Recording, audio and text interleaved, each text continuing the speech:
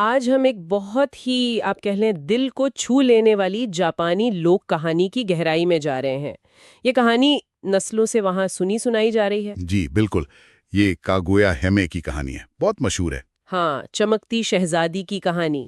یہ ایک بانس کاٹنے والے، اس کی بیوی اور ان کی ایک غیر معمولی بیٹی کے بارے میں ہے جو کہیں اور سے آئی تھی۔ جی تو آج کا ہمارا مقصد یہ ہے کہ جو ہمارے پاس ذرائع ہیں ان کی روشنی میں اس کہانی کے اندر چھپے معنی، خاص طور پر محبت، قربانی، جدائی، ان پہلوؤں کو سمجھنے کی کوشش کریں۔ بالکل، یہ پہلو بہت اہم ہے اس کہانی میں۔ اور سچ پوچھیں تو کہانی کا آغاز ہی کتنا عجیب ہے۔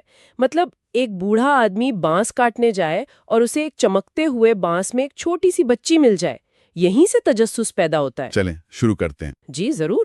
تو کہانی ہمیں لے جاتی ہے قدیم جاپان۔ ایک بوڑھا بانس کاٹنے والا اپنی بیوی کے ساتھ ایک چھوٹی سی جھونپڑی میں رہتا تھا۔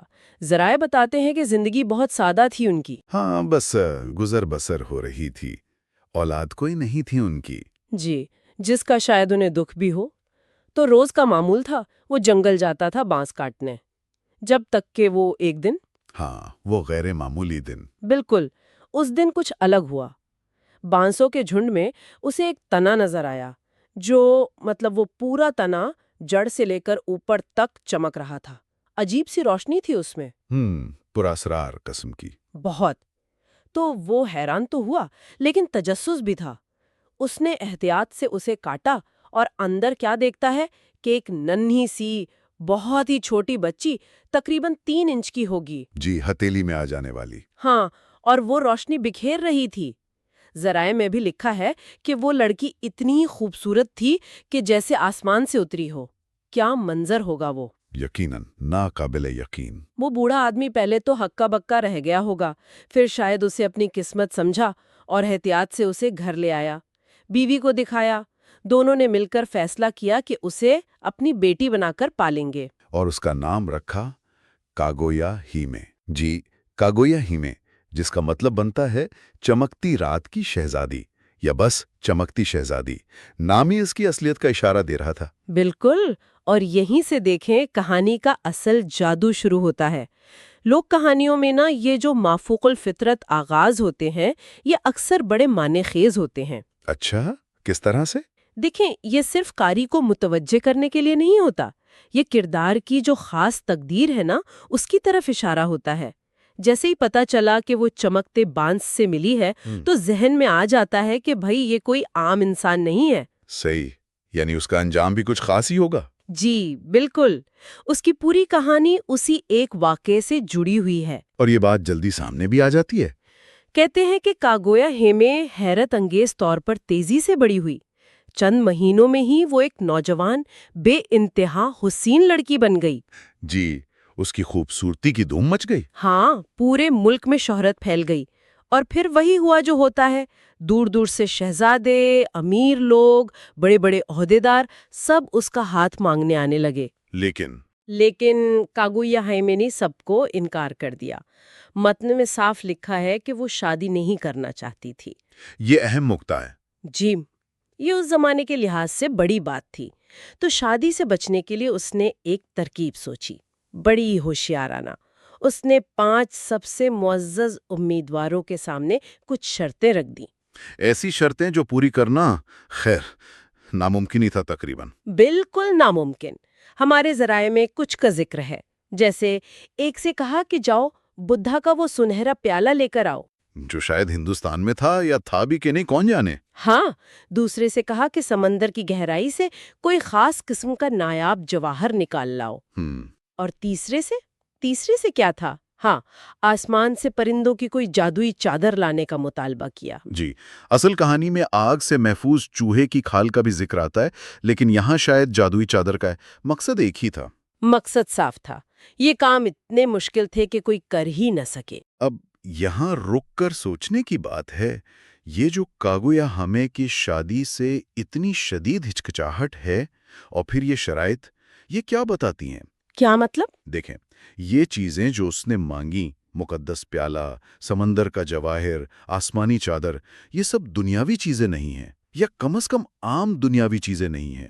یہ مقدس ہیں، افسانوی ہیں، یا انتہائی خطرناک جگہوں پر ہیں۔ صحیح. تو یہ صرف مشکل کام نہیں ہے، یہ دنیاوی خواہشات کی حدوں کو چیلنج کر رہے ہیں.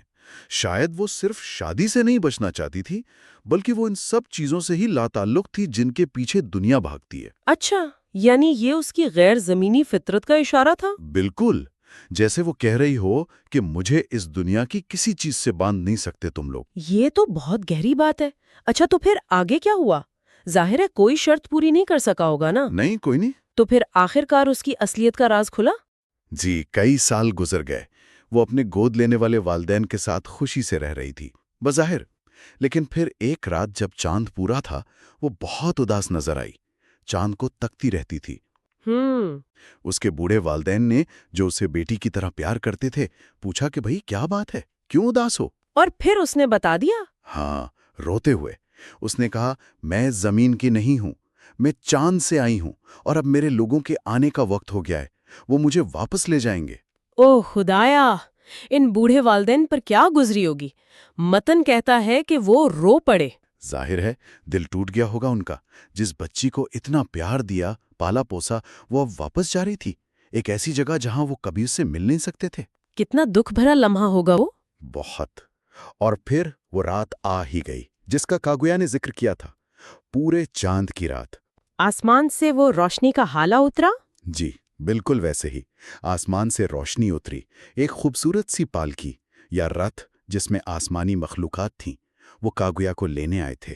اور وہ چلی گئی؟ ہاں. اس نے روتے ہوئے اپنے والدین کو الوداع کہا اور اس رتھ میں بیٹھ کر ہمیشہ کے لیے چاند کی طرف روانہ ہو گئی. اب دیکھیں، اس لمحے میں دو باتیں ہیں. ایک طرف تو کاگویا کی تقدیر پوری ہوئی، وہ جہاں سے آئی تھی وہیں چلی گئی. یہ اس کی کہانی کا منطقی انجام ہے. جی. لیکن دوسری طرف ان والدین کے لیے یہ جدائی، یہ غم ناقابل برداشت تھا. یہ کہانی کے شروع کے اشاروں کی تصدیق تھی. اس کی پیدائش، اس کی خوبصورتی، اس کی لا تعلقی، سب کا مطلب اب واضح ہو گیا تھا. لیکن اس کی قیمت والدین کو چکانی پڑی. بالکل، جدائی کی صورت میں. مگر کہانی یہاں ختم نہیں ہوئی. مجھے یاد ہے وہ جاتے ہوئے کچھ چھوڑ کر گئی تھی. جی ہاں، یہ بھی اس کی محبت کا ایک انداز تھا. اس نے اپنے پیارے والدین کے لیے 2 تحفے چھوڑے. ایک تو ایک خط تھا جس میں شاید اس نے اپنی محبت اور مجبوری لکھی ہوگی. شاید. اور دوسرا تحفہ تھا امرت کا ایک چھوٹا سا گھڑا، آب حیات، جسے پی کر ہمیشہ زندہ رہا جا سکتا تھا. آب حیات؟ لیکن والدین نے کیا کیا اس کا؟ یہی تو اس کہانی کا سب سے طاقتور نقطہ ہے. متن کہتا ہے انہوں نے وہ امرت پینے سے انکار کر دیا. انکار کر دیا؟ کیوں؟ انہوں نے کہا وہ اپنی بیٹی کے بغیر ابدی زندگی نہیں چاہتے تھے. انہوں نے وہ آب حیات پیا ہی نہیں. اوہ، یہ تو بہت بڑی بات ہے. بہت گہری بات ہے. ذرا سوچیں، ان کا یہ فیصلہ کہانی کے مرکزی پیغام کو کتنی قوت دیتا ہے. ان کی محبت اتنی خالص تھی، اتنی بے غرض کہ لافانی زندگی بھی انہیں اپنی بیٹی کے بغیر قبول نہیں تھی. ان کے لیے زندگی کا مطلب ہی کاگویا کے ساتھ تھا. بالکل. اس کے بغیر ہمیشہ جینا، یہ ان کے لیے خوشی نہیں بلکہ شاید ایک سزا ہوتی. یہ رشتوں کی اہمیت کو مادیت پر فوقیت دینے کی انتہا ہے. اور یہی وہ سبق ہے جس کا ذکر ہمارے ذرائع میں بھی ہے نا؟ جی، 2 اہم سبق نکلتے ہیں. پہلا، سچی محبت قربانی مانگتی ہے. جیسے والدین نے پہلے اسے جانے دیا، اس کی تقدیر کے لیے اپنی خوشی قربان کی. اور پھر لافانی زندگی بھی ٹھکرا دی کیونکہ وہ اس کے بغیر نہیں جینا چاہتے تھے. یہ قربانی ہے. اور دوسرا سبق؟ دوسرا، محبت میں چھوڑ دینا بھی بڑا بن ہے. یعنی یہ سمجھنا کہ جس سے آپ محبت کرتے ہیں اس کی خوشی شاید آپ سے دور جانے میں ہے، اور اسے جانے دینا. بالکل. تکلیف کے باوجود. جی، یہ قبول کرنا کہ اس کی منزل کہیں اور ہے، یہ بھی محبت کی ایک اونچی شکل ہے. اور متن بتاتا ہے کہ یہ کہانی اتنی پھیلی کہ لوگوں نے اس سے یہ سبق سیکھے. بچے بھی سنتے تھے اور کہتے تھے ہمیں کاگویا ہیمے کے والدین جیسا پیار کرنا چاہیے. تو خلاصہ یہ ہوا کہ یہ کہانی جو ایک بانس کاٹنے والے اور اس کی چاند سے آئی بیٹی کی ہے، یہ اصل میں بے لوث محبت کی کہانی ہے. جی، محبت کی گہرائی اور کسی پیارے کو جانے دینے کا جو درد ہے، اور اس درد میں جو عظمت چھپی ہے، اس کی کہانی ہے. والدین کا وہ امرت ٹھکرا دینا، یہ واقعی ذہن میں رہ جانے والی بات ہے. بالکل. اور اگر ہم اسے صرف ایک پرانی کہانی نہ سمجھیں تو اس کا پیغام آج بھی اتنا ہی اہم ہے. کیسے؟ دیکھیں، یہ جو خیال ہے کہ محبت میں قربانی اور جانے دینا شامل ہوتا ہے، یہ زندگی کے ہر پہلو میں نظر آتا ہے. والدین بچوں کو پالتے ہیں، پھر انہیں اپنی زندگی جینے کے لیے آزاد چھوڑتے ہیں، یہ بھی تو جانے دینا ہے۔ ہاں یہ تو ہے۔ رومانوی محبت میں دوسرے کی خوشی کو اپنی خواہش پر ترجیح دینا یا کسی بڑے مقصد کے لیے اپنا آرام قربان کرنا، یہ سب اسی سچائی کی مختلف شکلیں ہیں۔ یہ صرف لوگوں کو جانے دینے کی بات نہیں، شاید پرانی سوچوں یا حالات کو بھی جانے دینا ضروری ہوتا ہے آگے بڑھنے کے لیے۔ یقیناً، بالکل۔ اور یہیں سے ایک سوال ہمارے سننے والوں کے لیے بھی نکلتا ہے۔ اچھا؟ جی، کاگویا ہیمے کی کہانی نے ہمیں محبت اور جدائی پر سوچنے پر مجبور کیا، لیکن شاید یہ بھی سوچا جا سکتا ہے کہ ہماری اپنی زندگیوں میں اپنی ترقی کے لیے یا دوسروں کی بھلائی کے لیے ایسی کون سی چیزیں، کون سے خیالات یا کون سے رشتے ہیں جنہیں جانے دینا ضروری ہے، چاہے وہ کتنا ہی مشکل کیوں نہ لگے۔ کن چیزوں کو چھوڑ کر ہم اصل میں آگے بڑھ سکتے ہیں؟